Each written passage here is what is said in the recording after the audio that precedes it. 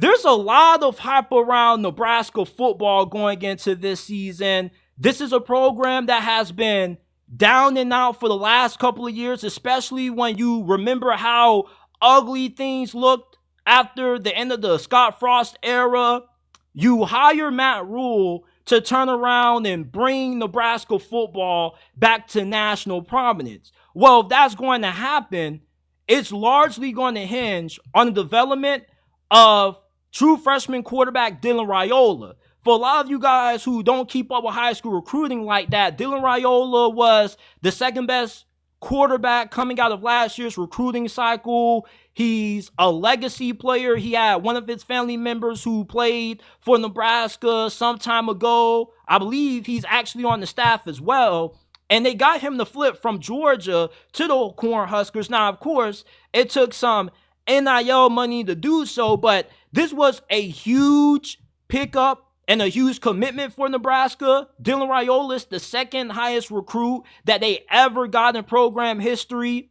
And this is one of those kinds of players where if he ends up working out and he reaches his potential, he has the potential to be a program-changing quarterback, similar to what Clemson had when he had Deshaun Watson and Trevor Lawrence. He could bring Nebraska back to the national spotlight. He has great size. He's a really good athlete, and he has a really good arm. And every time you watch Dylan Raiola, you always see a little bit of glimpses of Patrick Mahomes in his game. He can make all platform throws. He can make all kinds of different passes from different body angles, and he looked really impressive in his first spring game at Nebraska. And I'm not expecting him to be great right away, but I'm saying from this point to the next 2-3 years, 2026, 2027, you could see Dylan Raiola develop to a point where going into his junior season at Nebraska, they should be a program that not only is contending for the Big Ten, but also contending to be a team that ends up making it into the college football playoffs, which at that point, it'll go from 12 to 14 teams. So if you're Matt Rule, somebody who's been successful at rebuilding several programs like Temple and Baylor, you're banking heavily on Dylan Raiola to end up reaching his potential, because last year, Nebraska could have been good enough where they could have won 7-8 games if they got better quarterback play because the defense held him back.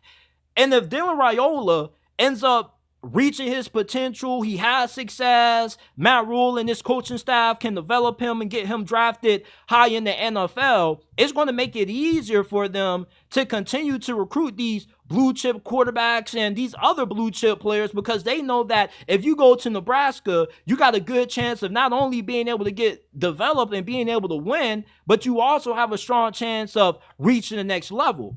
So that's why Dylan Raiola, his success, his importance, his development is so important to Nebraska football, because if this program truly is ever going to get back to what they used to be during their glory days, you're going to need to have outstanding quarterback play. When you think about how tough the Big Ten is about to be over the next couple of years with the arrival of Oregon, USC, Washington, and UCLA in this conference, and you already have to deal with Ohio State and Penn State and Michigan already.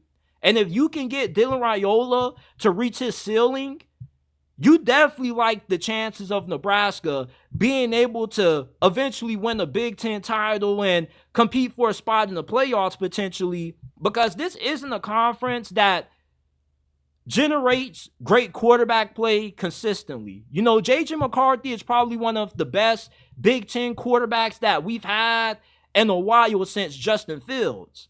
So if Dylan Raiola ends up reaching his ceiling, Nebraska's future is really scary, because he's one of these recruits that can not only just change your program, he can redefine what your program is. And when you've been pretty much in the pits of irrelevancy for as long as what the Cornhuskers have been, you're really hoping that this guy ends up being the answer, because Nebraska hasn't had good quarterback play since God knows when. And even Adrian Martinez wasn't too bad. And you saw how he ended up transferring and going to Kansas State. So Dylan Raiola could change everything for Nebraska. And also, he's going to define just how successful Matt Rule's tenure is going to be down there in the cornfields.